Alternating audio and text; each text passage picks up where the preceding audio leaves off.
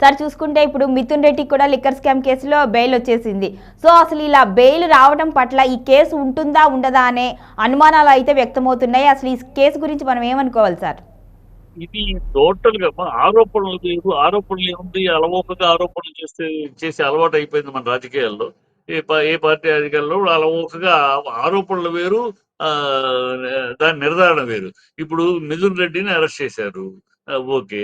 మరి 1 and 2 లో ఉన్న వాళ్ళని ఎందుకు అరెస్ట్ చేశారు? వాళ్ళని ఫ్రీగా వాళ్ళు చెప్పారనే కదా మిథున్ రెడ్డిని అరెస్ట్ చేసింది. వాళ్ళని మరి చేయలే అంటే ఇక్కడ అర్థమైపోతుంది ఏదో ఒక కక్ష సాధింపుగాను, ఏదో ఒకటి డైవర్షన్. ప్రజల్ని ఇవాళ ప్రజలు ఈ ప్రభుత్వం ప్రజల విషయంలో ఫెయిల్ అయింది. ప్రజల దృష్టిలో నిరాశ నిస్పృహకు గురి చేసింది ప్రజల్ని. వాళ్ళు ఏయో అనుకునే ఏదేదో ఆశించి ఓట్లేశారు, గెలిపించారు. తీరా చూస్తే ఏమీ జరగట్లేదు. అన్ని ఊరిని హాఫ్ హార్టెడ్ గా జరుగుతూ అయిపోయినాయి డ్రామా చేస్తున్నారు.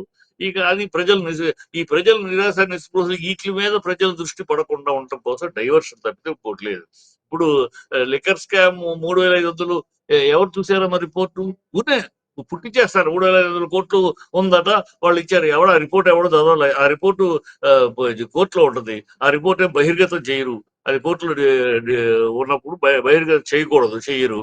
ఇది అయిపోయిన 3,500 ఎక్కడ ఎవరు ఎవరు పుట్టించేయటమే. మన చేతిలో మీడియాలు, మన చేతిలో మీడియా మేనేజ్మెంట్ మనకు తెలుసు, బాగా చేస్తా కనుక మనకి పుట్టించేట అది పుడితే అది తిరుగుతూ ఉంటది ఆ మాట. ఆ తర్వాత కాదు తేలేటప్పటికి ఆ విషయం జనాలకు వెళ్ళిపోద్ది కదా. ఇలాంటి ఒక దుర్మార్గమైన పద్ధతిలో నడుస్తుంది ప్రభుత్వం. దీన్ని దీంట్లో ఎక్కడా నిలబడదు, ఎక్కడా ఆగదు. ఏ ఇప్పుడు లిక్కర్ స్కామ్ ఎక్కడ జరుగుద్దమ్మా? ఇప్పుడు గత ప్రభుత్వం 2014 నుంచి 19లో చంద్రబాబు ప్రభుత్వంలో లిక్కర్ మీద ప్రభుత్వానికి వచ్చిన ఆదాయం ఎంత? ఇవాళ ఈ 19 నుంచి 24లో ప్రభుత్వానికి వచ్చిన ఆదాయం ఎంత? ఆదాయం ఆల్మోస్ట్ 1.5 times పెరిగింది. గతంలో లెక్కలు చూసుకోండి. గతంలో చంద్రబాబు ప్రభుత్వం అప్పుడు ఆదాయం కన్నా మరి వైసీపీ ప్రభుత్వ ఆదాయం బాగా పెరిగింది. ఆదాయం పెరిగినప్పుడు స్కామ్ ఏంటి ఇక్కడ? స్కామ్ ఎక్కడి నుంచి వస్తుంది? ఆదాయం పెరగకపోతే ప్రభుత్వానికి రావాల్సిన డబ్బు తగ్గింది కనుక ఇదేదో జరిగింది, స్కామ్ జరిగింది అనొచ్చు. పెరిగింది, గవర్నమెంట్ నడిపింది, పెరిగింది, ఆదాయం పెరిగింది, ఇంకే స్కామ్ ఏంది అంటే ఏదో ఒక ఆరోపణ చేసేయటం. ఆధారాలు లేకపోయినా ఆరోపణలు చేసేయటం. ఆధారాలన్నీ తేలి టైం పడుతుంది. ఇప్పుడు మన 11 కోట్లు దొరికినాయి అన్నారు. హడావిడి చేశారు. కోర్టులో నిలదీశారు. ఆ నెంబర్లు చెప్పండి, దొరికి అన్నారు కదా, దాని నెంబర్లు లేవు. అంతే, తోక ముడుచుకుని మళ్ళీ దాని మీద ఇంకా సమాధానం లేదు కోర్టుకి. కోర్టు అడిగింది, నోట్ల నెంబర్లు చెప్పండి, నెంబర్లు నోట్ చేసి ఇవ్వండి, మొత్తం లిస్ట్ అయినా ఉంది. అంతే, క్లోజ్. 11 కోట్లు, అది కూడా 11 ఉన్నాయి. 12 బాధలు 11 కోట్లు ఉన్నాయట. అంటే ఈ కట్టుకథలను పుట్టిస్తూ, ప్రజల్ని మభ్యపెడుతూ, ప్రజల్ని పక్కదారి పట్టిస్తూ, ప్రజలు అసలు విషయాన్ని ఆలోచించకుండా ఈ కొసరు విషయాల మీద దృష్టి పెట్టేలా ఈ ప్రభుత్వం డ్రామాలు చేస్తుంది. అంతే చెప్తే ఇప్పుడు ఏది అన్నారు మొన్నటిదాకా, బాబాయ్ హూ కిల్డ్ బాబాయ్ 1.5 year అయింది. ఏమైంది? మీ అధికారం వచ్చిందిగా, ఏమైంది? కోడికత్తి చెప్పేశారు. ఎలక్షన్ అప్పుడు వాడుకున్నారు ఇవన్నీ. ఏమైంది? కోడికత్తి ఏమైంది? ఎందుకు బయటకు రావట్లా? మీ చేతిలోకి అధికారం వచ్చింది కదా 1.5 year. స్పెషల్ స్టేటస్ ఆ రోజు అధికారం బీజేపీ తోటి తెగదెంపులు చేసుకుంది. స్పెషల్ స్టేటస్ ఇవ్వలేదనే కదా. బీజేపీ ఆంధ్ర రాష్ట్రానికి ద్రోహం చేసిందనే కదా. మరి ఇప్పుడు బైనామీ కింద మీరే కదా మరి స్పెషల్ స్టేటస్ తీసుకురావచ్చు కదా. స్పెషల్ స్టేటస్ వస్తే స్వర్గధామం అయిపోతుంది, లక్షల ఉద్యోగాలు వస్తాయని చెప్పాడు కదా చంద్రబాబు. మరి ఇవాళ చేయవచ్చు కదా, పైన కదా, మీరే కదా. అదొక డ్రామా. వైజాగ్ స్టీల్ ప్లాంట్ ఒక డ్రామా. వైజాగ్ స్టీల్ ప్లాంట్ ప్రాణం అడ్డేస్తా, నేను ఉండగా ఒక ఇంచు జరగనివ్వనని చంద్రబాబు పవన్ కళ్యాణ్ మాట్లాడారు. ఏది మరి? 3 ఫెర్నైసులు క్లోజ్ చేశారు. 32 విభాగాలని టెండర్స్ పిలిచారు. ఇది process is on, privatisation process is on union minister అంటున్నాడు. ఇంకా వీళ్ళు పైగా ఆపుతాం. ఏం ఆపుతారు? అన్ని అయిపోయి 3 ఫెడరేషన్ క్లోజ్ చేశారు. మరి పైగా డబ్బులు వచ్చినాయి. ఎక్కడ డబ్బులు దేనికి వచ్చినాయి? ప్రజలు ఎందుకు అబద్ధాలు మభ్య పెడతారు? డబ్బులు దేనికి ఇచ్చారు? ఆ ప్రైవేటైజ్ చేసేటప్పుడు అప్పులు ఉంటే ఎవడో తీసుకోడు కనుక వైజాగ్ స్టీల్ ప్లాంట్ మీద ఉన్న అప్పులకి ఇచ్చారు డబ్బులు. అప్పులు తీర్చడానికి ఇచ్చారు. అందుకని ఉద్యోగుల అప్పులు ఇవ్వడానికి, ఉద్యోగులకు జీతాలు ఇవ్వడానికి ఇవ్వాల.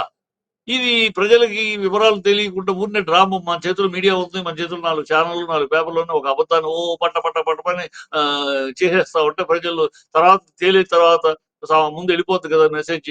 అదే అబద్ధం అంటారు. అబద్ధం ఊరు తిరిగి వచ్చేస్తారు. నిజం గడప దాటే లోపల అబద్ధం ఊరు తిరిగి ఆ స్కీమ్ చేస్తున్నారు అంతే తప్పితే ఏది మరి మాట్లాడరు. 4 వాలంటీర్స్ ని ఉమ్. 10,000 నాది అన్నారు. 10,000 ఇస్తాము. 5,000 కాదు వెయ్యి. మీ బతుకులు మా చేతుల్లో ఉన్నాయి. నా చేతుల్లో నేను తండ్రి అన్నలాగా ఉంటాను. ఇదిలాగా ఉంటాను. ఏది వాలంటీర్ బతుకేమైంది? ఇంతవరకు లేదు. దానికి జీవో లేదా? ఇప్పుడు 3 సార్ జీవోలు. రెండు జీవోలు వేల రాలేదు అని అబద్ధాలు పద్నాలుగు ఆడుతున్నారు. నుంచి 2019 మధ్య బాబు పరిపాలనలో ఉన్నప్పుడే డిస్టిలరీలకు అనుమతి ఇచ్చారు, అసలు అప్పుడే ఈ స్కామ్ అనేది జరిగింది అంటూ ఇటీవల వైసీపీ వాళ్ళు అన్నారు. గతంలో అంబటి రాంబాబు కూడా దీని మీద అన్నారు, ఇది కేవలం రాజకీయ వేధింపుల కోసమే చేశారు, అసలు ఈ కేసే నిలబడదు అని చెప్పి గతంలో ఆయనే అన్నారు. సో ఆ విధంగానే ఇప్పుడు ఈ లిక్కర్ స్కామ్ కేసు అనేది నిలబడకుండా ఉండే అవకాశం ఉందంటారా?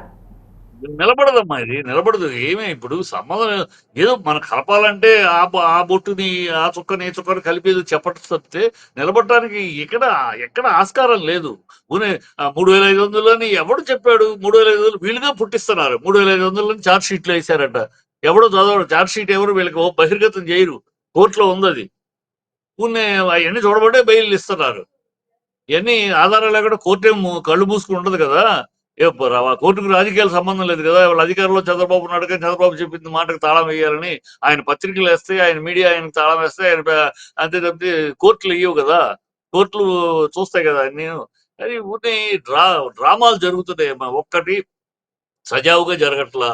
ఒకటి ఇక్కడ 3 ఎజెండాలు జరుగుతున్నాయి ఆంధ్ర రాష్ట్రంలో. పర్సనల్ ఎజెండాల మీద ప్రభుత్వం నడుస్తుంది. ప్రజల ఎజెండా ప్రజల కోసం లేదు. 3 ఎజెండాలు ఏంటి? చంద్రబాబు తన కొడుకుని సీఎం చేయాలి, తన కొడుకుని పార్టీ అధ్యక్షుడు చేసి ముందుకు తీసుకెళ్లాలి. దానికి అడ్డు ఎవరు వస్తున్నారో వాళ్ళు ఎలా మెల్లగా కళ్ళతోటి పెదవులతోటి పలకరిస్తూ, కళ్ళతోటి వెక్కిరిస్తూ ఎలా వాళ్ళని పక్క జరపాలో అడ్డొచ్చే వాళ్ళని ఆ స్కీమ్ లో ఆయన ఉన్నాడు. పవన్ కళ్యాణ్ ఇవాళ చంద్రబాబు పక్కన ఉండి నా నోటితోటి చంద్రబాబు అనిపించేశాడు. 15 ఏళ్ళు ఇదే కూటమి చంద్రబాబు ముఖ్యమంత్రి అని ఆయన చెప్పి అనిపించేశాడు. ఇప్పుడు ఆయన తను ముఖ్యమంత్రి అనే అవకాశం లేకుండా పోతుంది. కూటమిలో ఉన్నంతకాలం రాదు. తను ఇవాళ చంద్రబాబు ఓటేయండి అని రేపు లోకేష్ ఓటేయండి అంటే ప్రజలు నవ్వుతారు. కనుక ఈ క్లచెస్ నుంచి గౌరవంగా బయటపడాలి. బయటపడకపోతే మనం ఇలా బదనం అయిపోతాం. కనుక బయటపడాలంటే ఏం కావాలి? ఇంకో అండ కావాలి. ఈ అండ కోసమని బీజేపీలోకి చేరడం, బీజేపీలోకి చేరి బీజేపీ ద్వారా ముఖ్యమంత్రి క్యాండిడేట్ 2027లో కానీ 2029లో ముఖ్యమంత్రి గెలవడం తర్వాత అసలు అర్హత, ముఖ్యమంత్రి క్యాండిడేట్ అనే అర్హత సంపాదించాలంటే చంద్రబాబు గుప్పిట్లోంచి బయటకు వచ్చి గౌరవంగా బయటకు వచ్చి రావాలి. అలా చేయటం వల్ల 2 ఉపయోగాలు వచ్చాయి పవన్ కళ్యాణ్కి. బయటకు రావడంతో అపోజిషన్ లీడర్ అవుతాడు. అసెంబ్లీ లీడర్ అయితే ఆయన ఇక్కడ ఉప ముఖ్యమంత్రి క్యాబినెట్ హోదా పోయినా అక్కడ క్యాబినెట్ హోదా వస్తుంది. అక్కడ నుంచి వాళ్ళతో కలుపుకుని వాళ్ళ ఆర్ఎస్ఎస్ ఒళ్ళో కూర్చుని బీజేపీ సంఖలో కూర్చుని అక్కడ అని ఆ ఎజెండాలో ఆయన ఉన్నాడు. అందుకనే ఆయన నిదానంగా ఏం జరుగుతున్నా, ఏం మాట్లాడుతున్నా ప్రశ్నిస్తాను, అది చేస్తాను, ఇది చేస్తాను అని మాట్లాడిన ఆయన ఇప్పుడు ఏమి దేనికి ఆ దళిత అమ్మాయిని రేప్ చేసినా మాట్లాడు, 180 మంది అమ్మాయిలు కూడా మిస్ అయినా మాట్లాడరు. ఏది మాట్లాడు ఆయన బదనాం అవ్వాలి. ఈ ప్రభుత్వం ఎంత బదనాం అయితే అప్పుడు బయటకు వస్తాడు. బయటకు వచ్చి నేను ఏదో చెయ్యాలనుకున్నాను, నాకు డబ్బుల కోసమో పదవు అధికారం కోసమో రాలేదు, ప్రజలకు ఏదో చేయాలని వచ్చాను, కానీ ఈ కూటమిలో ఉండటం వల్ల నేను చేయలేకపోతున్నాను, కనుక నేను కూటమి నుంచి బయటకు వస్తున్నాను, నన్నుగా మీరు ఎప్పుడు ఆశీర్వదిస్తారో అప్పుడు నేను అనుకున్న ప్రజలకు మంచి చేయడానికి వస్తాను. అలా వస్తాడు. అది అతని స్ట్రాటజీ. అందుకనే సనాతన ధర్మం మొదలెట్టాడు. మొన్నటిదాకా మేము క్రిస్టియన్ అబ్బా, నా కూతురు క్రిస్టియన్ అబ్బా, నా భార్య క్రిస్టియన్ అబ్బా, మా నాన్న దీపారాధనలో సిగరెట్ అంటించుకుంటాడబ్బా, మా ఇంట్లో ఎప్పుడు బైబిల్ చదువుతా పఠనం ఉంటుందబ్బా అని మాట్లాడిన ఆయన ఇవాళ సడన్ గా మా ఇంట్లో రామ జపం ఉంటుంది, మా నాన్న నేను సనాతని, పాలిస్టీ సనాతని నేను అని కొత్తగా స్లోగన్ ఎత్తాడు. మొన్నటిదాకా నాకు కులం లేదు, మతం లేదు, ఏమీ లేదు అని మాట్లాడిన ఆయన ఇవాళ మతం లేదంటాడు, ఇవాళ సనాతనం అంటాడు, కులం లేదంటాడు, కాపులతో ఓట్లు వేస్తే నేను గెలుస్తానంటాడు. ఇట్లాగూ ఆయన ఏ మాటకి నిలకడ లేకుండా ఆయన మాట్లాడతాడు. ఆయన ఎలాగైనా తప్పించుకోవాలి, చంద్రబాబు క్లచెస్ నుంచి గుప్పిట్లోంచి బయట ఆయన తాపత్రయం, ఆ ఎజెండాలో ఆయన ఉన్నాడు. బీజేపీ ఎలాగైనా తెలుగు రాష్ట్రాన్ని పట్టుకోవాలి. తెలుగు రాష్ట్రాన్ని పట్టుకోవాలంటే మనకి కేడర్ ఉన్నారు, కార్యకర్తలు ఉన్నారు, కానీ సీఎం క్యాండిడేట్ లేడు, జనాకర్షణ కలిగే నాయకులు లేడు. సో పవన్ కళ్యాణ్ లాగేసుకుంటే, చంద్రబాబుకు దూరం చేసి పవన్ కళ్యాణ్ మన గుప్పిట్లో పెట్టుకుంటే పవన్ కళ్యాణ్కి ఒక ఆప్షన్. నువ్వు జనసేన ఇప్పుడు మీరు బీజేపీ గురించి మాట్లాడుతున్నారు కదా, సో వైసీపీకి మద్దతుగా బీజేపీ ఉంది అనుకోవచ్చు. ఒక నిమిషం లెట్ మీ ఫినిష్, ఒక చిన్న మాట ఫినిష్ చేస్తా తర్వాత మాట. ఇప్పుడు బీజేపీ ఎజెండా ఏంటి? ఏదైనా దూరం చేసి వాళ్ళ గుప్పిట్లో పెట్టుకుంటే అయ్యా నువ్వు మాలో విలీనం అయిపో, అక్కడ కండిషన్ అక్కడ ఆగింది, విలీనం అయిపో. అంతేకాని నువ్వు నేను మీ పార్టీ మా పార్టీ అంటే మా పాలసీ ప్రకారం నేషనల్ వైడ్ గా ఉమ్, ఎవరికి ఎక్కువ సీట్లు వస్తే వాళ్ళు సీఎం, అవును. నువ్వు సీఎం అని డైరెక్ట్ గా చెప్పలేదు. కానీ నువ్వు విలీనం అయిపోయావంటే బీజేపీ సీఎం క్యాండిడేట్ నువ్వే. అప్పుడు నువ్వు నీకు సపోర్ట్ గా మోడీ గారు, నీకు స్నేహం ఉందని ప్రజలు అంటే ఉంది కనుక మోడీ గారు నువ్వు ఉమ్. టాప్ ఓట్లు ఈ కాంబినేషన్ లో ఈ రాష్ట్రాన్ని పట్టొచ్చని బీజేపీ వ్యూహం. ఈ వ్యూహ రచనలో జరుగుతుందని చెప్తే ప్రజల కోసం జరగట్లే. అందుకని ఏ సమస్య వచ్చినా ఆ, అయిపోయింది. సంవత్సరం ఆయన ఓడిపోయాడు, ప్రజలు పో ఆయన చేసిన నచ్చిన మొత్తం మీద జగన్ కూర్చోబెట్టారు, పక్కన ఓడించి కూర్చోబెట్టారు. అవును. ఇక మీరు ప్రజానికి జగన్ పేరు ఎందుకు చెప్తారు? మీరు పాలించండి, సంవత్సరంన్నర అవును. అయింది, 1,90,000 ఇప్పుడు కోట్లు అప్పు చూసుకుంటే చేశారు. ఆంధ్రప్రదేశ్ లో సార్ పోలీసుల వ్యవహారం అయితే చాలా ఇబ్బందికరంగా ఉంది. కోర్టు కూడా చాలా సీరియస్ అవుతుంది. సవీంద్రారెడ్డి విషయంలో కావచ్చు, మంగళగిరి సిఐ విషయంలో కావచ్చు. మరి ఎందుకు పోలీసులు ఇలా ప్రవర్తిస్తున్నారు? గతంలో వైసీపీ హయాంలో ఉన్నప్పుడు అసలు పోలీసులా రాక్షసులా అంటూ ఈ చంద్రబాబు కానీ పవన్ కళ్యాణ్ కానీ ప్రతిరోజు మాట్లాడేవారు. మరి ఇప్పుడు వీళ్ళు అధికారంలో ఉన్నప్పుడు పోలీసుల వ్యవహారం ఎందుకు ఈ విధంగా ఉంది? అదే వీళ్ళు ఈ కూటమి చెప్పే నీతులు వేరు, చేసే పనులు ఉమ్, వీళ్ళు ఏంటమ్మా అసలు అనైతికమైన కూటమి కదమ్మా ఇది. ఉమ్, చంద్రబాబుని లోకేష్ ని తిట్టకుండా పవన్ కళ్యాణ్ తిట్టాడు. మీ అంతు చూస్తాను, నా తల్లిని అంటారా, నా పౌరుషం ఏంటో చూపిస్తా అన్నాడు. ఇప్పుడు ఆయన ఆ అవును. పౌరుషాన్ని ఏ కిందలో పెట్టి అరగంట మూత పెట్టి దాచిపెట్టుకున్నాడో తెలియదు, పౌరుషం లేదు. ఈ ఉమ్, చంద్రబాబు ఈ నోటికి వచ్చినట్టు చంద్రబాబు మోడీని తిట్టాడు. మోడీ అసలు అవును. మనిషే కాదు, మోడీ పనికిరాడు, మోడీ టెర్రరిస్టు, ఈ దేశంలో ఉండడానికి ఇష్టం వచ్చాడు మాట్లాడాడు. మోడీ ఉమ్, చంద్రబాబు లాంటి అవినీతిపరుడైన ముఖ్యమంత్రి ఈ దేశంలోనే లేడన్నాడు. ఇలా అవును. ఒకరినొకరు అసహ్యంగా తిట్టుకుని నోటికి ఉమ్, వచ్చినట్టు మాట్లాడి చూ మూసుకుంటా తప్పితే ఆ రకంలో మాట్లాడుకుని ఉమ్, లోకేష్ ఏమో బీజేపీ అంటే భారతీయ జనతా పార్టీ, జగను, ఆ, పవన్, బీజేపీ అంటే ఉమ్, అది అని మాట్లాడాడు. ఇలా ఉమ్, ఒకరినొకరు ఇంత అసహ్యంగా మాట్లాడుకుని, ఇంత అసహ్యంగా తోలనాడుకుని ఇవాళ జత కట్టారంటే కేవలం అధికారం కోసం తప్పితే వీళ్ళకి ఉమ్, నైతికత లేదు, వీళ్ళకి విలువలు లేవు. ఏమి మానాభిమానాలు అన్ని వదిలేసుకున్నారు, ఉమ్. అన్ని పౌరుషాలు తప్పేసుకున్నారు. పదవిలో ఉంటే చాలు, మనకు అధికారులు ఉంటే చాలు, ఇదే. అందుకని వీళ్ళకి ఈ ప్రజలు పట్టింపు లేదు. ప్రజలది ఏదైనా సమస్య అయితేమా జగన్ అంటారు.